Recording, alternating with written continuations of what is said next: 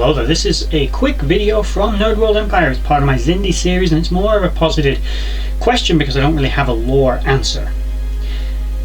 It involves when the Xindi probe attacked Earth. This was an extinction level event weapon designed with one purpose in mind: the complete and total extermination of the human race.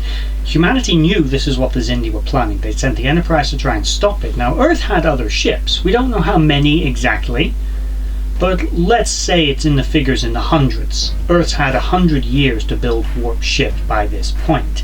Starfleet ships may not be fast by any measurable standards of the Alpha Quadrant, but they had them and they kept them close to Earth. So here's the question. We see the Xindi probe drop out of the vortex right next to Earth. They managed to destroy an unarmed research station, and there's no other opposition. Basically, the only opposition Earth gives to the Xindi weapon, the Xindi planet killer, is an unarmed space station. Where was Starfleet? This is a question that's been being asked a few times.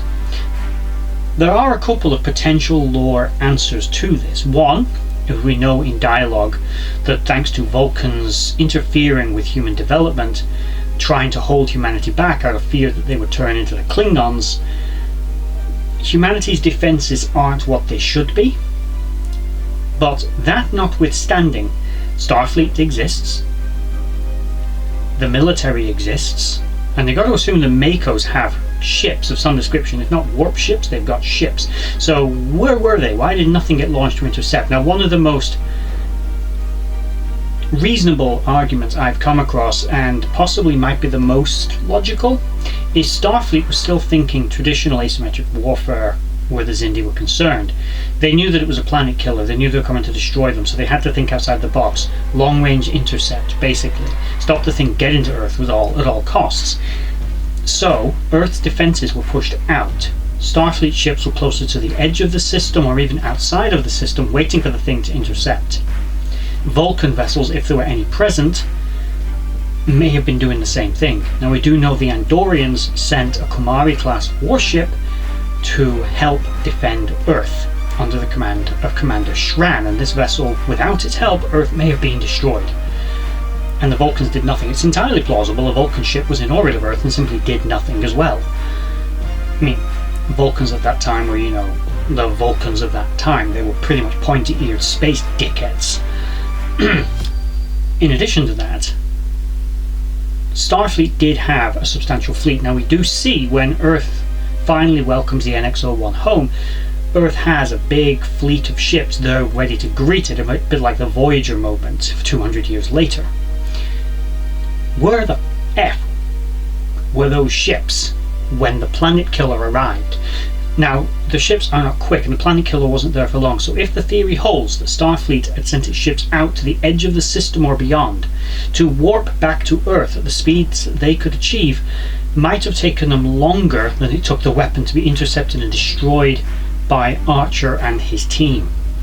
It is plausible, but you've got to ask the logic question. Starfleet's not stupid.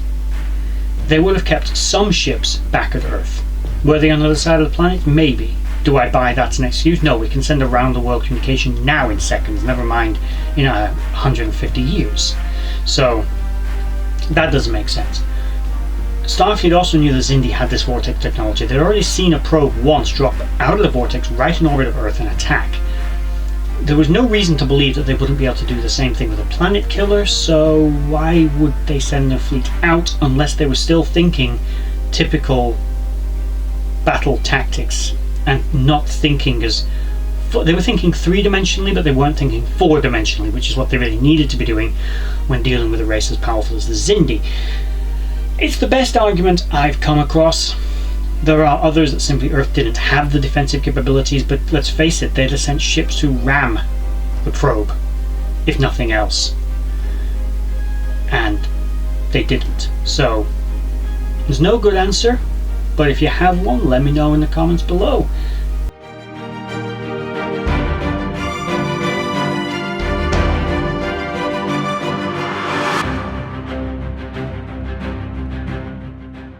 I just want to take this moment to thank you for watching that video.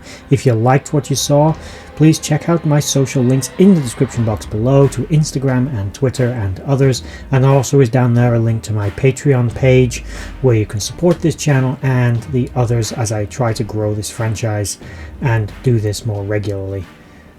If you made it all the way to the end of this video, thank you for watching, and bye bye.